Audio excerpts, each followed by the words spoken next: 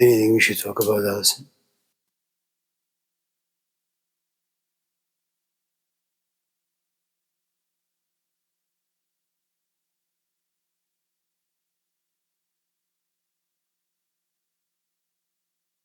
Jesus. Um,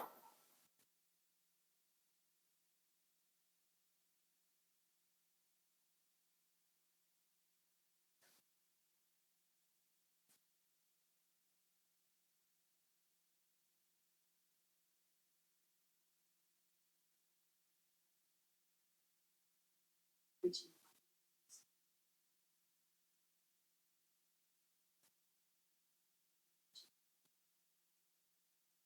things. And I was just thinking, like, no change, but maybe because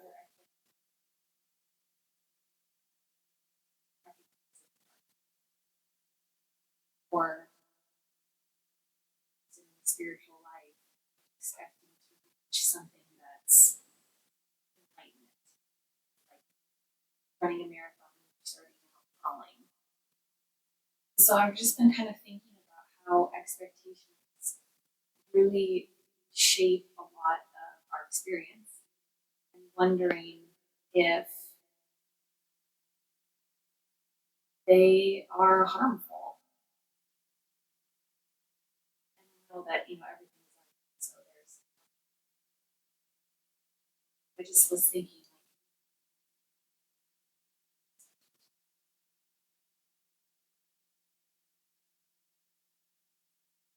experience.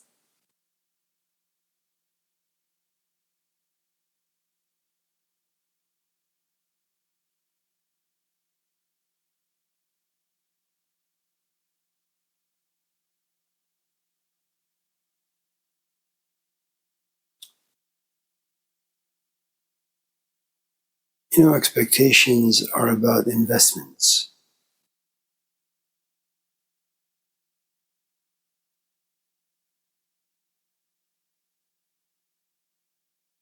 You imagine, for example, you want to have bagel, cream cheese, some coffee, and you go to your favorite cafe only to find it closed.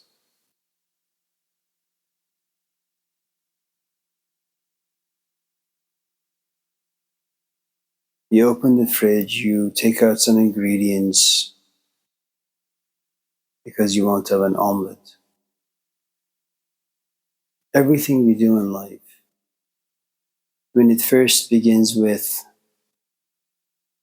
you desiring something, it doesn't matter what the desire is, but you desire something. And if your relationship with the desire becomes more and more and more intense, it's evolution that we've talked about several times, which is you see something, whether physically or imaginatively, and you keep nourishing that desire with thought and emotions. And it turns into, yeah, I think I want to make an omelet. And as you begin to nourish a certain desire more and more, you become like a monotheist that this morning you only want omelet. There is no other deity except omelet, or there is no other deity or desire except omelet, or bagels and cream cheese.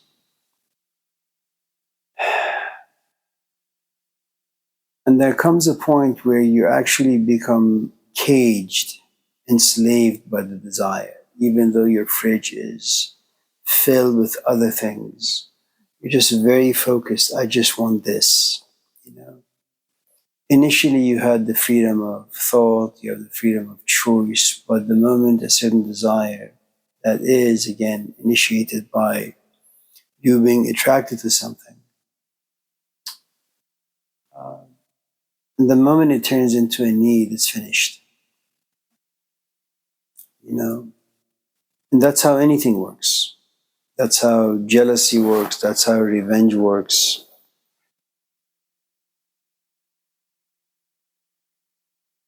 And so when you pursue a desire that has turned into a need, before you even take any physical action, you have, given it a good amount of physical investment, emotional investment, imaginative investment, mental investment.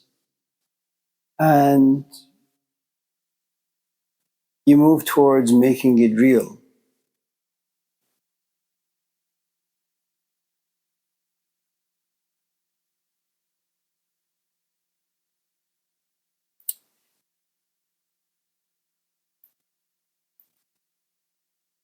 Also, when you have a desire, you begin with a sense of void and emptiness. You don't have it, but you want to have it. And this wanting or needing to have it exists in the future. And you make all of your investments in hopes of receiving what you need in the future so you can be satisfied. So there's always, you sacrifice time, you sacrifice energy. That's what it is. So expectation is really a part of life because we create such an intimate relationship with the things that we desire and the things that we want and the things that we need. It's one thing to say to yourself, I want to make myself an omelet in the morning. And, you cut up some onions, some zucchinis, peppers.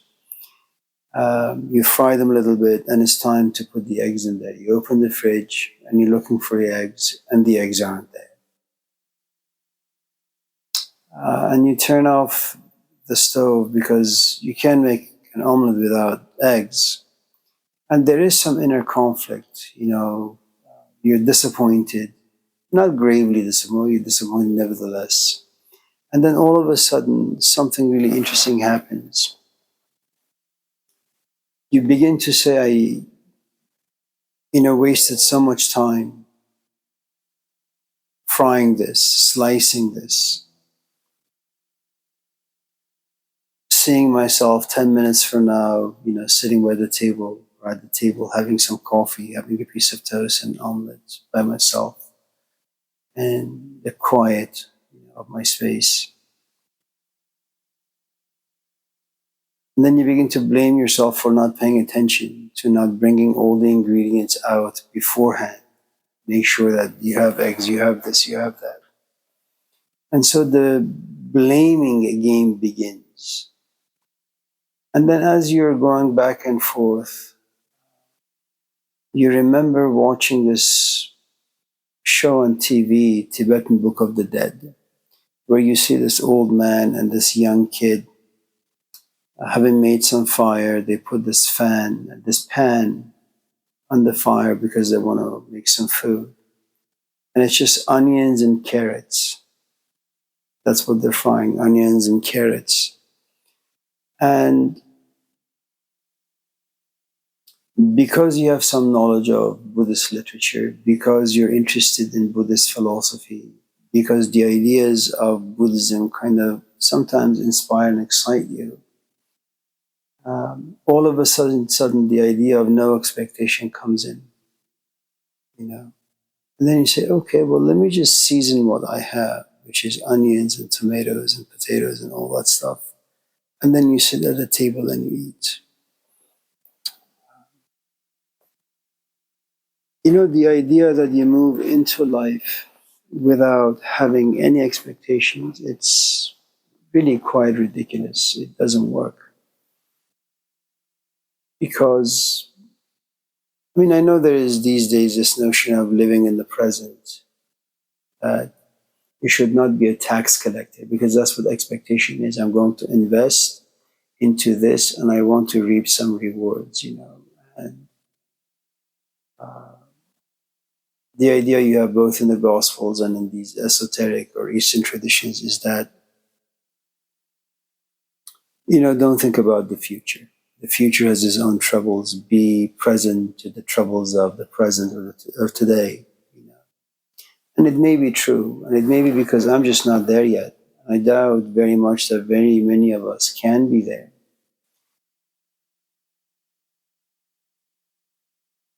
You know, we move into life and through life, it's so much void we don't have, but we want to have. And there is a self image that you also have. In void, your self image is one of poverty.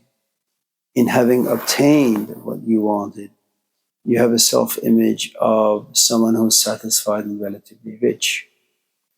And from the beginning of life, it starts that way. You know, an infant is born, a child is born and cries because they want to be nursed. Cries because, well, the room is a little cold. Cries because they have wet their diapers. Cries because he has seen the neighbor's son having a bike, but he or she doesn't have a bike. Cries because the sister or brother graduated from school and they're still at home not doing anything with their life. Cries because, you know, their friend got a job, they don't have a job. Cries because their friend got married, but they're not married. Cries because their friend had a child, but they don't have a child. And when you look at this, from the very moment we are born to the last, you know, moment where we take our last breaths, it's all about that. It's struggle, it's a fighting battle. And you know, if Buddha really had no expectations, for example, since most of this idea about being in the present and, you know, don't worry about expectations of Jesus Christ, or all these, you know, hippie philosophies, um, you know, there would have been no need for them to come out and talk to anybody. Why is it that they expect to go out there and be understood?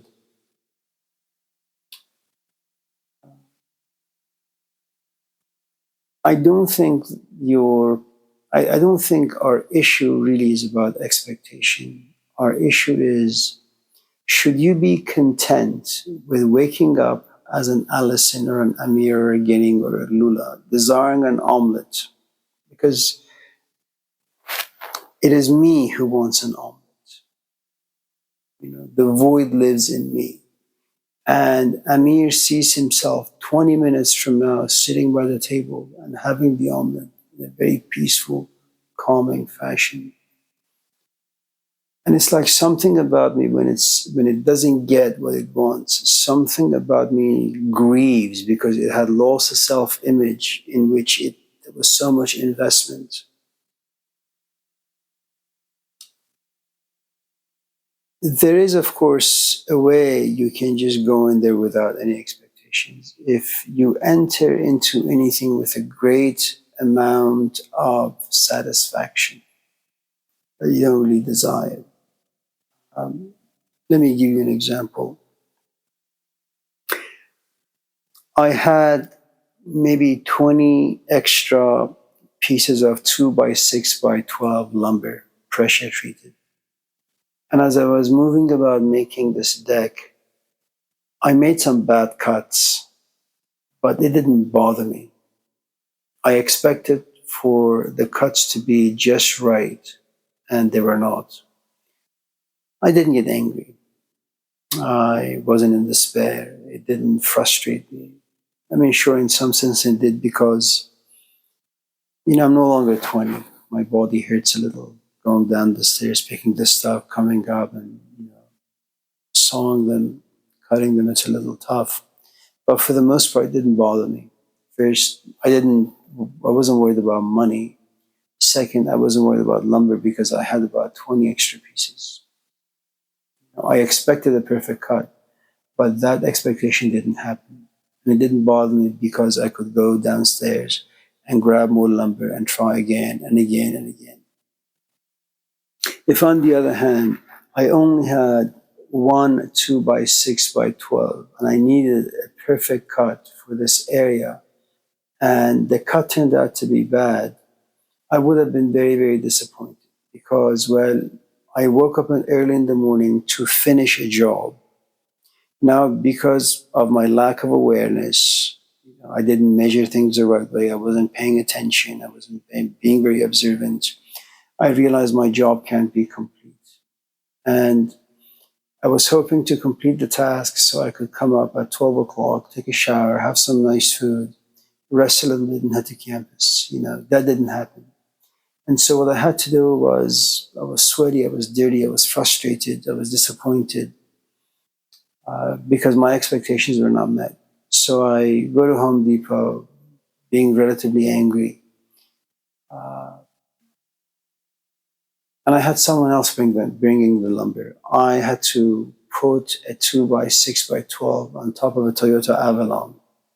It's not a truck, and then tie it.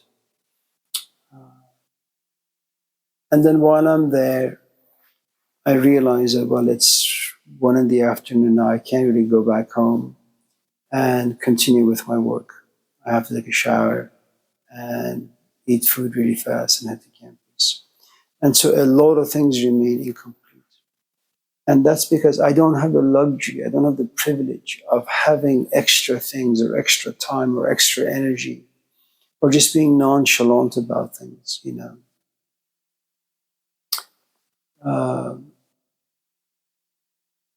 so there are a lot of things at play. I think if someone like Jesus or the Buddha, at least the Buddha, the way he's been portrayed in the Gospels, it's honest enough to give us a hint or an image of a human being who gets frustrated because people don't understand him.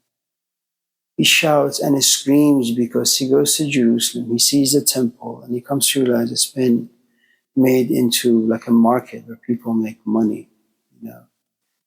I don't know if I have ever seen an image of the Buddha or an image of Lao Tzu or an image of, or forget Confucius, where, they get angry, or even some Hindu guru. The idea of compassion and forgiveness and patience, I think they have been so ballooned where the human qualities are removed from, these people. And then the rest of us are trying to achieve what those people have. And in some ways, I think whoever wrote these stories, whoever gave us an image or narrative of the Buddha, did us a great disfavor. Uh, you come out and you're trying to share your philosophy or the Four Noble Truths to your people, whoever those people may be. What is it that people do when you tell them something? They ask you questions because they don't really understand. Are you telling me that I can't enjoy my children because life is impermanent? Are you telling me that I can't enjoy my wife? Are you telling me that I can't enjoy any pleasure that comes to me because everything is impermanent? Are you also telling me that most of the things I find to be pleasurable are of no value because they don't really nourish the Buddha seed that lives inside me? And then Buddha has to try to explain again and again and again in a variety of different ways so that this person can understand. The moment you open your mouth, well, you expect to be understood, unless you're speaking to a tree or a wall. I think you should have a lot of expectations. You should have a lot of rich expectations. At the same time, you should understand the way the world works, that you expect to be in a good mood. I remember I went to San Luis Obispo, I forget the name of the college, Cuesta College, for an interview. And I was supposed to talk about the tabernacle or some, Jewish idea and Jewish rituals. And on the way, on the highway, it was like I think 4-hour drive, and I saw this RV. And RVs are made, I don't know, by fiberglass. They're very strong, but they're also very flimsy. I think they got into an accident and everything was shattered. All the pieces of this beautiful RV was everywhere. And I remember giving a teaching demo to the committee, and I used, what I saw on the highway, which is, I don't think these people, gathered their stuff, put them in the RV in a very nice, organized way, trying to get to Yosemite, uh, in hopes of getting into a crash. I think you should always plan, you should always invest, you should always expect for the best of things that your capacity in your life allows, at the same time, which is a really, really difficult thing to do. It's like people signing up prenuptials. When you think of it, it makes no sense. You're getting married. Marriage is about trust. Marriage is about faith. Marriage is about longevity, uh, in sickness and in health. That is what marriage is. Marriage is about the two of you building a life that is founded on rock. It is so strong. It is so foundational that nothing destroys it. And the idea of prenuptial is I love you and you love me. We're going to do the best we can with each other in this complex thing called life. At the same time, just in case things don't work out, you're not going to leave me completely bankrupt, and I'm not going to leave you bankrupt. I don't know if there is a happy medium. I don't know how one can make peace with this idea that, yes, every time Sarah and I talk about, the kids today, she was talking, or yesterday was it, she was talking about when they get to high school and this and that. And, that's some years away. I liked the conversation about the kids going to school and going to Stanford and perhaps Yale and Harvard. The problem is I can't see myself still being alive for all of those things. And, it's great that you make all this investment in raising the kids, in giving them the best of what you can give them. At the same time, you also know certain realities about your age, about the way life works, about sudden death, how at any moment your life can turn upside down. Every time like I'm downstairs and I'm busy doing something and I look at my phone and I see that my mom has called 5 times and I've missed her call. The first thing that enters my mind is it about my father? Is he dead? Is it that something bad happened? And in some ways, I think uh, I don't think about something happening to Armand because he's only 20. I don't think about something happening to Sarush or Kiana because they're very, very young. But there are certain realities to be faced when your father happens to be 90 and your mom happens to be 80.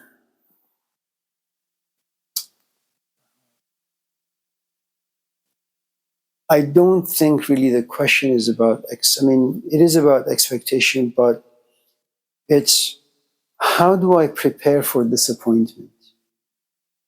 I think perhaps that is a better question because expectation just goes with the territory of just being human.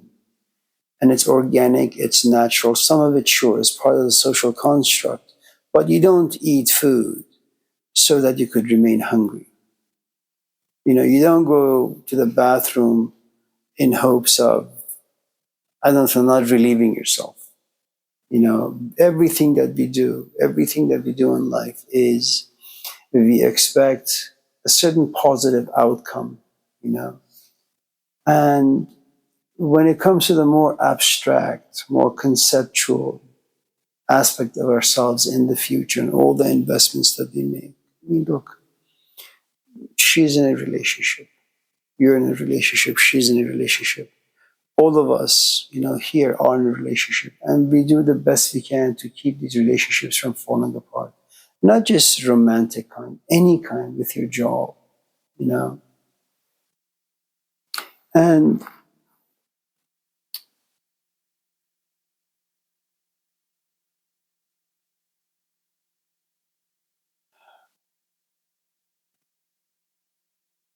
expectation has to do with certitude that you're for sure going to get there.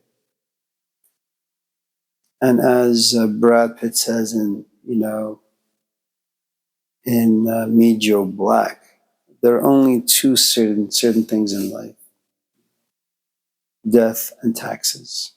These are the two things you can never escape from: death and taxes.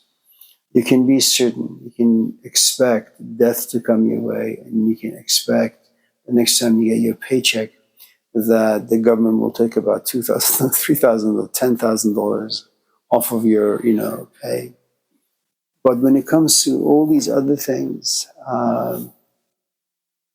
we move forward so bravely and courageously with the assumption that I am not going to be disappointed, that I have made all the right calculations and it's going to work out the way I want it to. It's somehow you impose your will on life and over life and all of life events. And in some ways, I think life is trying to, kind of like Job, life is trying to tell you, you're not that great, and you thought you had made all the right calculations, but, I'm here to tell you, you have no power over anything. Do the best you can, apply yourself, make the sacrifices, the effort, suffer the least amount that you can, but suffer nevertheless because that's the way things are.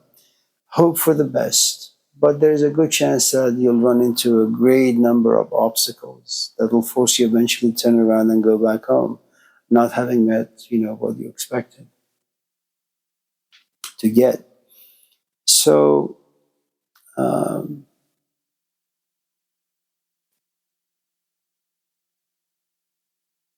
the Inuits, the Eskimos, culturally, culturally, they've been trained that if there is a snowstorm or a sandstorm, the only thing that they can hope for, pray for, is that it's not going to take 5 or 10 or 20 hours for the for the storm to die. Um, they just sit on the snow. They're not anxious. They're not rushed. They don't have panic attacks unless they have been touched by Westerners and Western philosophy, or just city people where everybody's rushing because they expect to get somewhere at a certain time. When you live in a farm and life happens to be slow, it's like when you go to Yosemite or you go on vacation, and you're rushing and someone says, Bubba, you're on vacation. There is no reason to walk so fast. Okay, so instead of getting to the Coliseum at 10:40, we'll get to the Coliseum at noon. There's nothing wrong with that. You say, yes, right. You know what? We are on vacation. There is no reason, to rush.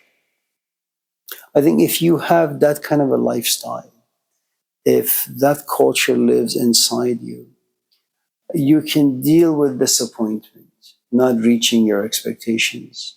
But the way things are, and this is a very, very future oriented culture in which you and I live. It's rush, it's fast paced, it's aggressive. And there is this sense of futility and emptiness that lives in life, which means that we make all these movements with a great amount of poverty that we have within. And when you have a good amount of poverty, at the same time, the culture gives you a buffet of options. You really want to kind of create the best Allison with the best self-image of yourself you possibly can. And so you do make great investments emotionally, physically, intellectually.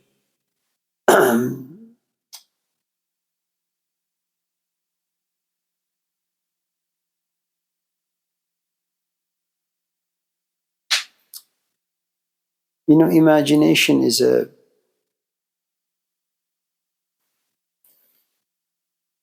it's a great tool to have, but it also creates such great amount of suffering for all of us.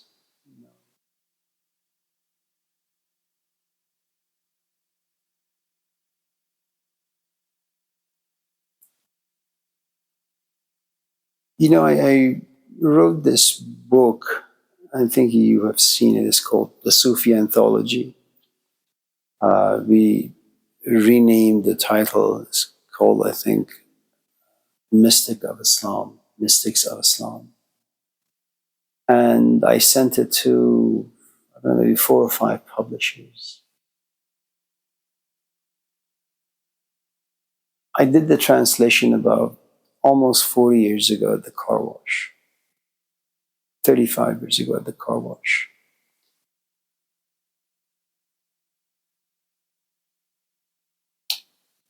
I just like it to get published. I have read through the sayings, they don't inspire me. I am no longer in a place in life, mentally, emotionally, where I can read my own translations of these great works and be moved. I'm not there yet. So when someone, for example, if a publisher contacts me and says, I'm sorry, I don't think we're interested in this particular project, because I don't really have much of a relationship with this book anymore, because my reason for being published is part of it has to do with greed, the other part has to do with the kids. And because I, as much as I can, not to be greedy, as much as I can, not to think about the kids, because we have, all these books around the house. Another book is not going to do anything for these kids, whether it exists or not. So, um,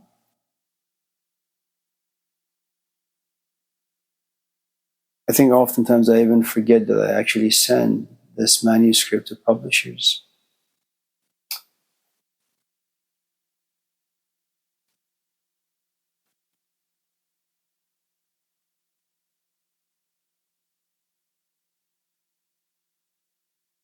The less you're invested in something, just in case it doesn't go the way you want it to go, you're not going to experience that much disappointment and despair.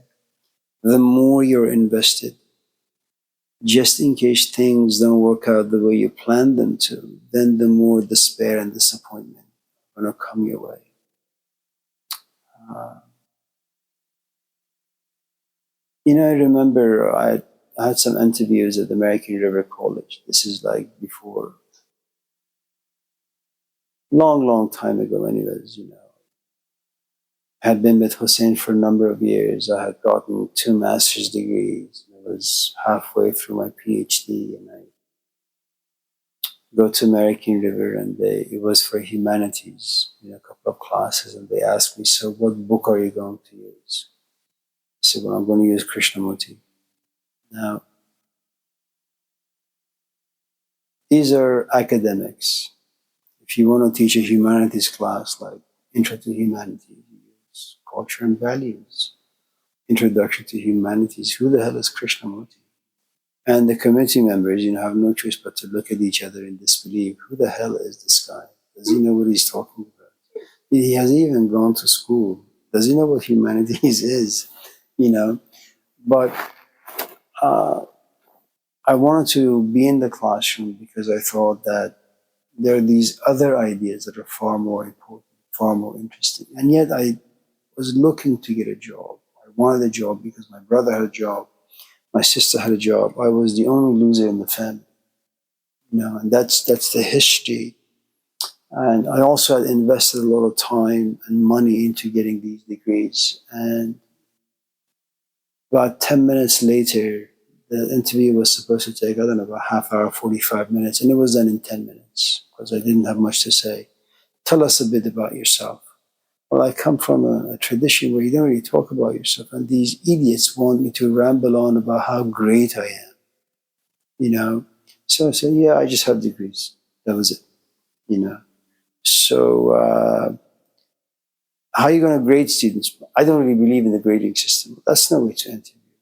And yet you go in this space with high hopes of being offered a couple of teaching assignments.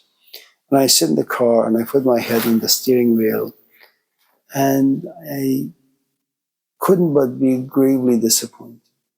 This is just no way to be. I have all these degrees. I have read all these books. I've even translated some books. And I can't even talk articulately, coherently to a group of people. Now, hello, Sarah, after all these years, when I,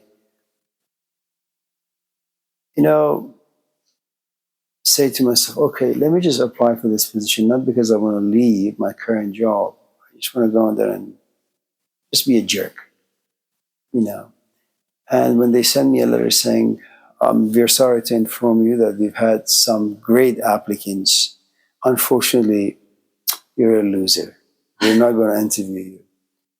I'm not going to be disappointed because, my applying for the job had its origins in richness. I already have a job. I'm not going to relocate. I'm not going to move. I'm not going to go in there with hopes of, getting a job or impressing the members. I just want to go there and just play with these ideas and bother the committee members a little bit, make them laugh, make them angry, and then get the hell out. And so when I get this letter, I say, okay, that's fine. Nothing has happened.